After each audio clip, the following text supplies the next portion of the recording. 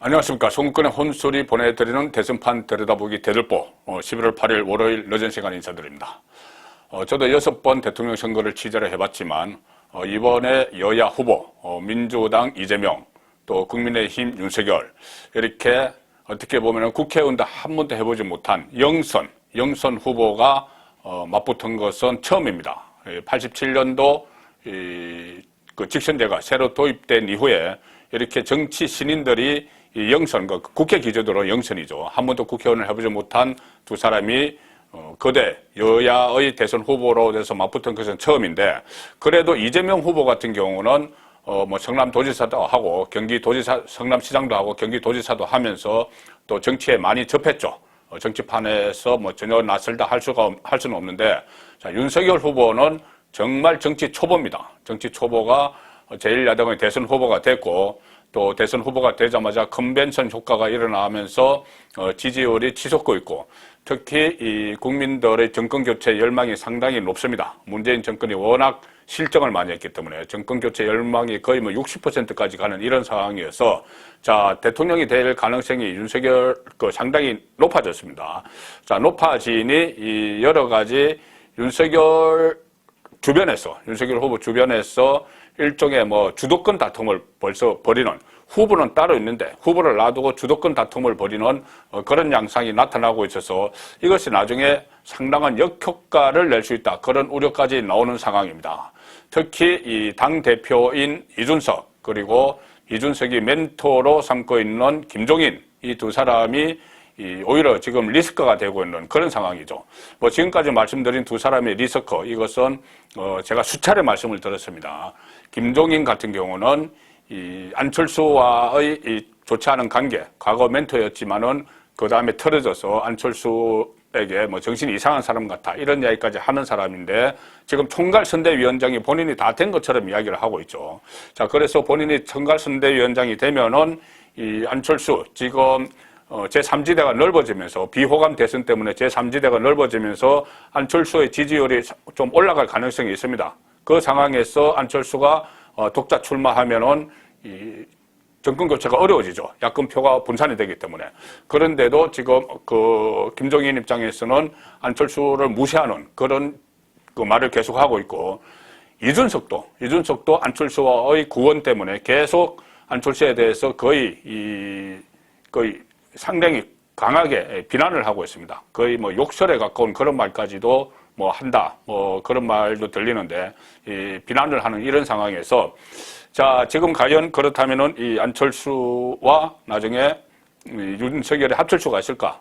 오히려 당대표, 그리고 이 당대표가 입도 선배를 한 총괄선대위원장, 이 총괄선대위원장이 오히려 야권 통합의 걸림돌이 되지 않을까. 자, 그런 우려가 하나 있는 것이고, 또 하나는 홍준표죠. 홍준표가 지금 경선 불복 선언은 아니지만 사실상 이 원팀 그 대선 캠프에 참여하지 않겠다, 이렇게 선언을 하고 나가 있는 이유 중에 하나가 이 본인과 앙숙 관계에 있는 또 김종인은 과거에 윤석열 검사 시절에 이 뇌물 혐의로 동아은행 그 뇌물 사건으로 이 실토를 받아낸 그 검사가 윤석열이었고, 그런 악연 때문인지 김종인이 국민의힘 비대위원장으로 있으면서 윤석열의 복당을 막았습니다. 복당을 불허했기 때문에, 자, 그 윤석열 입장에서는 복당이 본인이 늦어짐으로 해서 당에 다시 재안착할 시간이 상당히 짧아졌기 때문에, 이번에 대선 후보 경선 과정에서 윤석열에게 책임당원에서 패배한, 일반 국민 여론조사에서는 상당히 이기고 책임당원에서는 패배한, 자, 그런 또 요인이 됐다, 이렇게 생각을 할 수가 있기 때문에, 지금 이 김종인 총괄선대위원장으로 들어온다고 하는 마당에 윤석열이 거기 가서 뭐 도우고 싶은 생각이 없겠죠. 그리고 안철수도 이렇게 본인에 대해서 거의 뭐 막말로 막 비난을 하는데, 이준석도 그렇고 김종인도 그렇고 단일화하기 싫겠죠. 자, 이런 상황을 이 두 사람이 만들어내는데, 지금 윤석열 입장에서는 상당히 좀 혼란스러울 것 같습니다. 정치 초보가 제1야당의 대선 후보가 딱 됐는데, 좀 여러 가지 뭐 어떻게 보면은 가짜 뉴스 같은 것도 막 흘리면서 혼란스럽게 하고 있죠.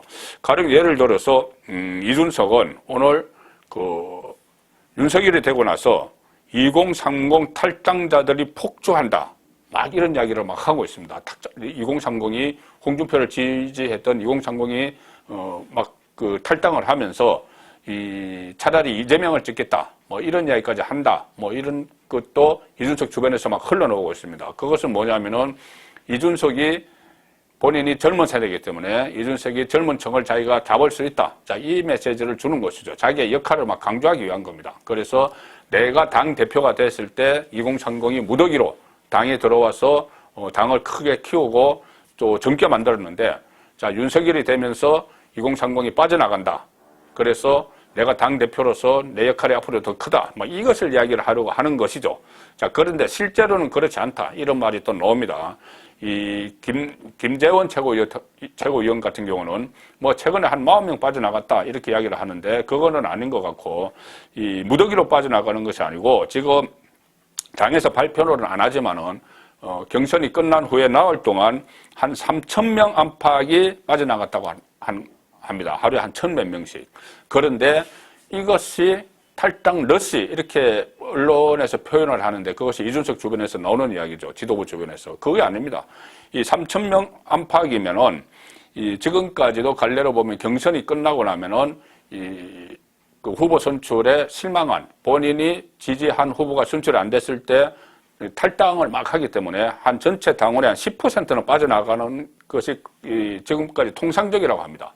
민주당도 그렇고 뭐 다 마찬가지인데, 가령 예를 들어서 지금 57만 명이 투표를 했다면은 한 그 중에서 10% 한 5만 명 이상은 뭐 나갈 수도 있다. 이렇게 보는 것이 여의도 정가의 일반적인 시각입니다.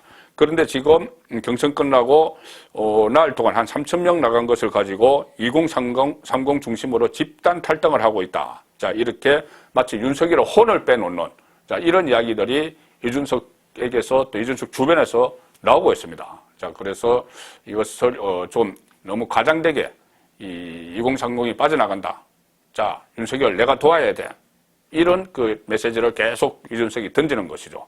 그리고 또 이준석의 멘토, 자, 김종인은 본인이 또 밀당의 고수답게 지금 그 본인에게 정권을 달라고 또 요구를 하고 있습니다.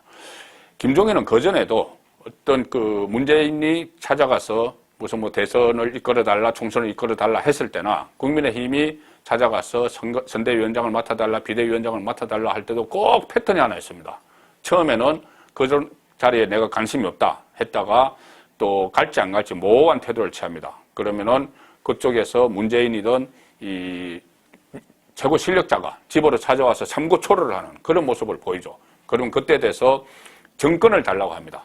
그래서 정권을 주면은 본인의 목표를 다 이루고 나서 슬그머니 가서 그 자리에 앉는, 자, 그런 모습을 보이는데 지금 윤석열에게도 정권을 달라 이렇게 이야기를 계속하고 있습니다. 그러면서 정권 중에서도 뭐냐 하면은 사람 문제입니다. 가장 민감한 사람 문제인데 지금 윤석열 주변에 있던 경선 선대위, 경선 캠프, 거기에 사람들을 그전에 뭐 파리떼라고 이야기를 했죠. 이준석은 하이에나라고도 이야기를 했습니다.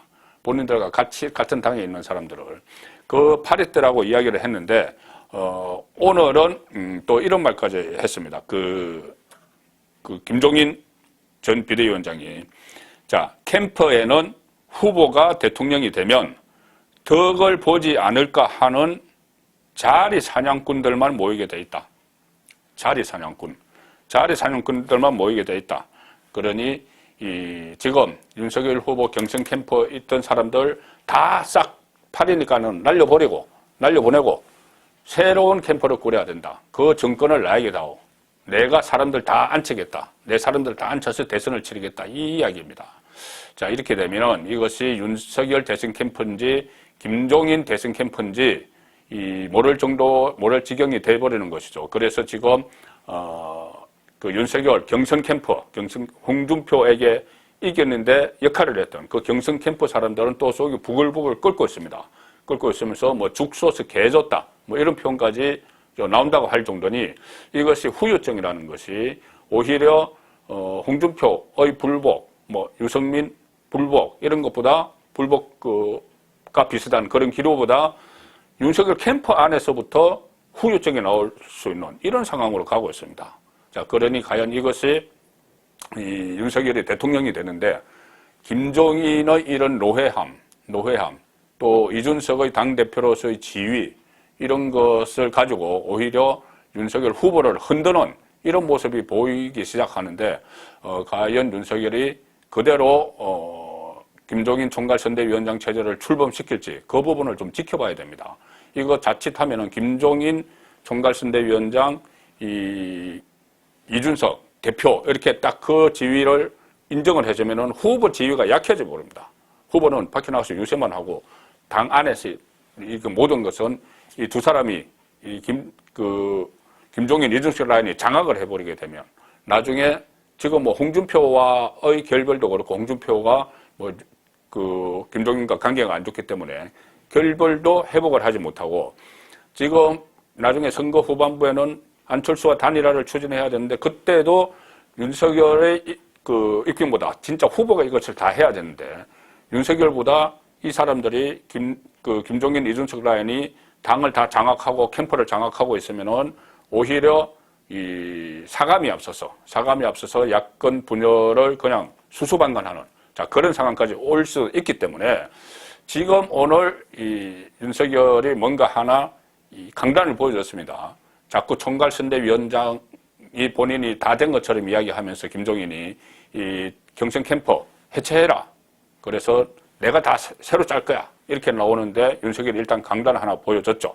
경선 캠프에서 총괄선대 본부장 역할을 했던 권성동 의원을 후보 비서실장으로 인사 1호로 발탁을 했습니다. 그렇기 때문에 윤석열 후보가 한편으로는 좀 호락호락하지 않을 수도 있다. 그런 예감도 드는데 어쨌든 내일 모레 상황을 좀 지켜봐야 될 것 같습니다. 이 윤석열 후보가 지금 김종인, 이준석 라인에 휘둘리게 되면은 앞으로 대선이 저는 상당히 어려워질 수 있다. 그런 생각을 하기 때문에 이 윤석열 후보가 좀 더 독해져야 되지 않나. 너무 노회한 김종인에 휘둘리면 안 된다. 지금쯤은 김종인과 결별할 때다. 이준석 같은 경우 당대표이기 때문에 결별을 하지 못하겠죠. 그렇지만 당은 당대로 나와 있습니다. 이 대선 후보가 당무를 우선해서 할 수 있기 때문에. 그런데 지금 이준석 지도부는 5개 재보궐선거 지역 대통령 선거와 같이 치러질 거기에 대한 공천을 본인들의 입맛에 맞게 하기 위해서 조직위원장 공모를 하고 막 이렇게 하고 있습니다. 그리고 대선 직후에 치러질 지방선거 공천권도 본인들이 갖기 위해서 자격시험 이런 이야기를 하고 있는데 이것을 지금부터 하나하나 당을 장악해 나가는 그런 절차를 대선 후보가 밟아 나가야 되고 그 첫 단계가 저는 김종인과의 결별이다 이렇게 판단을 합니다. 지금까지 보여주고 있는 김종인 전 위원장의 행태 이런 것을 종합해 봤을 때 송무권의 혼술은 그렇게 판단을 합니다. 송무권의 대들보였습니다.